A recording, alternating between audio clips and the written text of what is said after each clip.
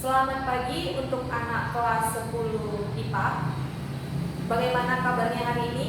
Ya, semoga harapannya kita senantiasa dalam keadaan sehat dan harus tetap semangat meskipun kita belajar melalui sistem daring. Nah, hari ini ya, kita akan masuk ke pembahasan yang baru, artinya bab yang baru terkait tentang kinematika gerak lurus. Nah, sebelum kita masuk ke pembahasan ini lebih dalam terkait tentang apa itu pengertian dari kinematika. Nah, kinematika itu nanti kita akan bahas itu di dalamnya ada gerak. Nah, gerak itu ada banyak macamnya, ada gerak lurus berubah beraturan, lalu ada gerak melingkar. Nah, sebelum kita bahas itu lebih dalam, ya kita harus terlebih tahu dulu ya apa yang menjadi tujuan pembelajaran kita. Nah, coba kamu perhatikan di slide ya. Baik. Nah, di sini ada tujuan pembelajaran kita. Yang pertama, dalam bab ini nanti pada akhirnya ya siswa dapat menjelaskan perbedaan dari GLB dan GLBB. Nah, GLB ini dan GLBB ini merupakan salah satu singkatan ya. Kalau dia GLB itu adalah gerak lurus beraturan, sedangkan GLBB yaitu gerak lurus berubah beraturan. Nah, tujuan yang kedua ya, siswa dapat menganalisis besaran-besaran fisika pada GLB dan GLBB ya. Nanti kita akan bahas itu lebih dalam. Nah, tujuan pembelajaran yang ketiga ya, siswa dapat membuat grafik ya, artinya bagaimana grafik hubungan antara kecepatan ya lalu waktu dalam gerak lurus beraturan itu, lalu bagaimana dia pada gerak lurus berubah beraturan. Nah, itu dia ya. Lalu tujuan yang keempat ya, siswa dapat membuat grafik hubungan antara jarak dan waktu dalam GLB dan GLBB ya. Nah, yang kelima, siswa dapat menjelaskan perbedaan GJB dan GVA. Nah, ini singkatan juga ya. GJB itu artinya gerak jatuh bebas dan GVA ini artinya gerak vertikal ke atas. Nanti ada gerak jatuh bebas, contohnya itu seperti apa, lalu ada gerak vertikal ke atas. Nah, itu contohnya seperti apa lagi. Nanti kita bahas lebih dalamnya. Lalu yang keenam, ya tujuan yang terakhir yaitu siswa dapat menganalisis besaran-besaran pada gerak jatuh bebas dan gerak vertikal ke atas. Nah, sekarang langsung saja kita masuk ke pembahasannya ya.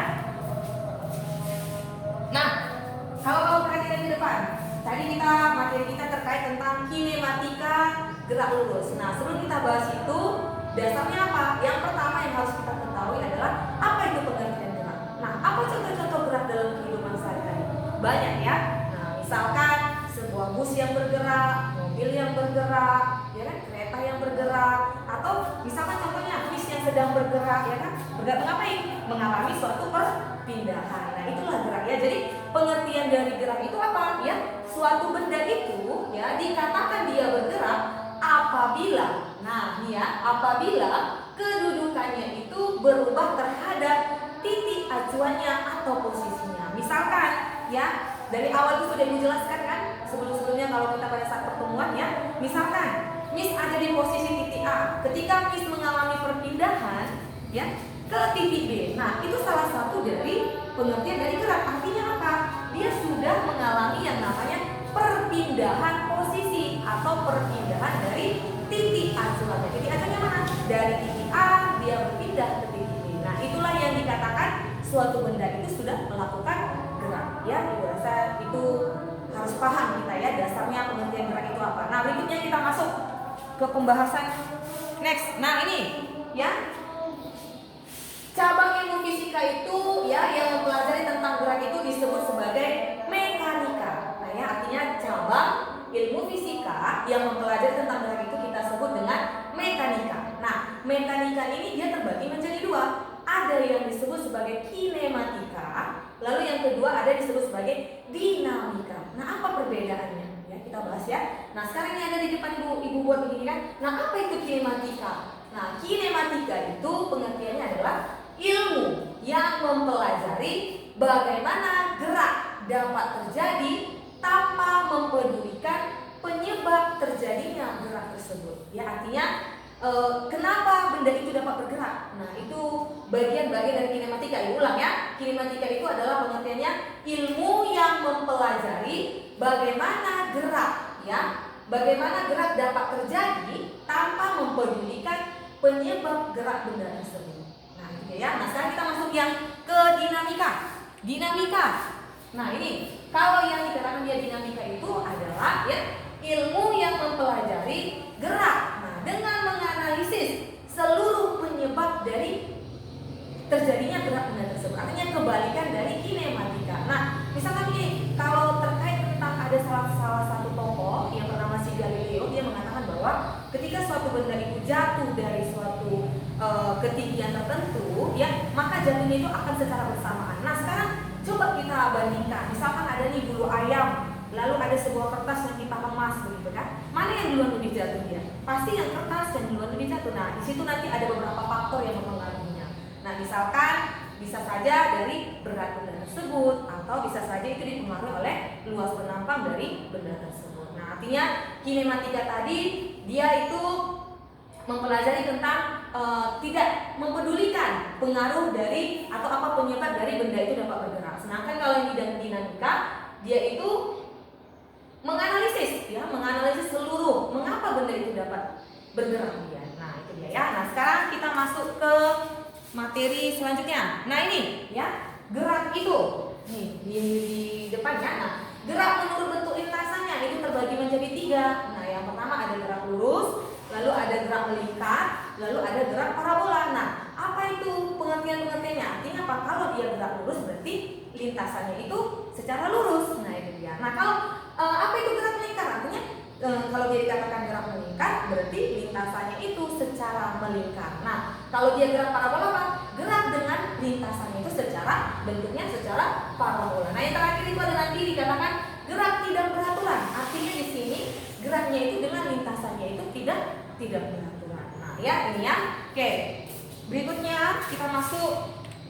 Nah ini ya besaran apa saja yang nanti akan kita pelajari terkait tentang gerak lurus itu. Yang pertama nanti kita akan pelajari tentang posisi. Nah apa itu posisi? Lalu yang kedua kita akan membahas tentang perpindahan. Nah apa itu perpindahan? Lalu yang ketiga ada tentang jarak. Nah kalau sudah ada posisi ya, lalu ada jarak, lalu ada perpindahan, nah kita masuk ke kecepatan.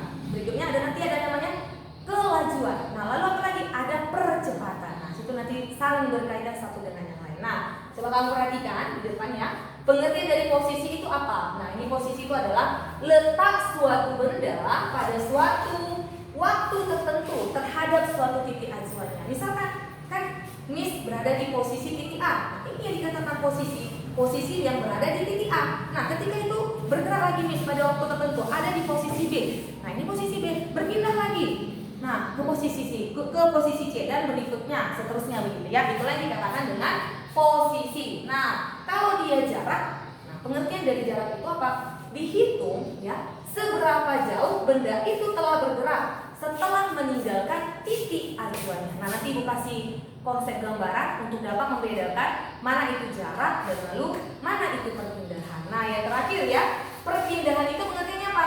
Seberapa jauh benda tersebut berpindah dihitung dari titik awal acuannya tanpa memperhatikan bentuk dari lintasannya. Nah Ibu kasih konsep begini, hal sederhananya ini ya. Tadi posisi tadi dikatakan sebagai titik acuan. Misalkan Miss berada di posisi titik A, ya kan? Kemudian Miss bergerak ke posisi titik B. Misalkan jarak dari posisi titik A ke posisi titik B itu kita anggap adalah sejauh 40 meter. Nah, berikutnya Miss Kris kembali lagi ke arah posisi titik A yang sejauh 20 meter. Nah, pertanyaannya begini, ya. Berapa jarak dan berapa itu perpindahan? Nah, sekarang kita bedakan. Kalau yang dikatakan tadi jarak itu apa? Ya, seberapa jauh benda itu sudah mengalami perpindahan, ya kan? Sudah berapa jauh benda itu mengalami, dia sudah bergerak. Nah, berarti dari titik A tadi kan ke titik B itu sejauh 40 meter. Lalu kembali ke posisi titik A sejauh 20 meter. Nah, berarti kalau dikatakan jarak berapa? Jadi, jarak yang ditempuh oleh Miss tadi itu adalah sejauh 60 meter. Artinya jaraknya itu keseluruhannya kan, berarti kita totalkan jaraknya. Berarti jaraknya adalah 60 meter. Nah, kalau dikatakan dia perpindahan bagaimana? Nah, kalau dia berkatakan perpindahan itu pengertiannya ya, seberapa jauh benda tersebut itu berpindah dihitung dari titik acuannya. Nah, titik acuannya dari mana? Di titik A. Ya kan? Titik akhirnya di mana? Di titik B. Dari A ke B itu sejauh 40 meter, lalu kembali lagi ke titik A sejauh 20 meter. Berarti berapa besar perpindahannya? Besar perpindahannya adalah sejauh 20 meter. Dari mana 20 meter? Karena kita kurangi 40 meter, kita kurangi 20 meter. Nah, misalkan ada kasus begini, ya. Ya, Ibu tutup ini dulu.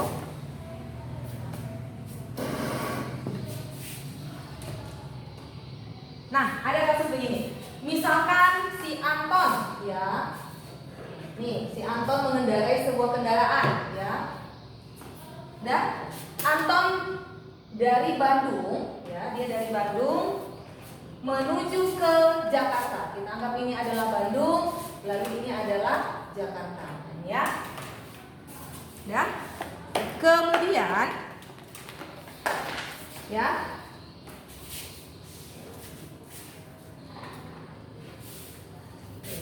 Ada Bandung, dari Bandung dia menuju ke Jakarta. Ya. Nih, jarak dari Bandung ke Jakarta, ya. Ini ulang ya. Anton bergerak dari Bandung menuju ke Jakarta. Misalkan jarak dari Bandung itu ke Jakarta itu sejauh 600 meter. Nah, ini ya. 600 meter. Nah, kemudian ya, si Anton kembali ke puncak. Nah, puncak itu kita anggap di sini, ya.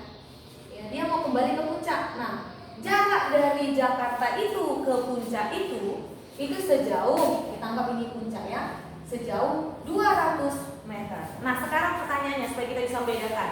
Nah, berapa besar jarak yang sudah ditempuh si Anton dan berapa besar perpindahannya? Berarti kalau jaraknya ya, S ya, jarak itu dilambangkan dengan S. Nah, ingat, jarak itu apa? Jarak keseluruhan yang sudah dia tempuh. Nah, berarti berapa jarak keseluruhan yang sudah dia tempuh? Dari Bandung ke Jakarta sejauh 600 meter, lalu dia kembali lagi ke puncak. Itu ya, puncak itu sejauh 200 meter. Berarti jarak yang sudah ditempuh Anton itu sejauh berapa? Kita totalkan aja. Berarti 600 meter kita tambahkan dengan 200 meter. Maka S-nya itu adalah sejauh 800 meter. Jadi jarak yang ditempuh si Anton ini itu adalah sejauh 800 meter. Nah, sekarang berikutnya berapa itu perpindahannya? Sesuai dengan dari pengertiannya. Pengertiannya perpindahannya. Perpindahan itu adalah seberapa jauh benda itu mengalami perpindahan dihitung dari titik acuannya. Nah, titik acuannya di mana? Di Bandung. Nah, ini yang titik acuannya tadi. Berarti kalau dikatakan dia berapa perpindahannya, ya, berarti bagaimana?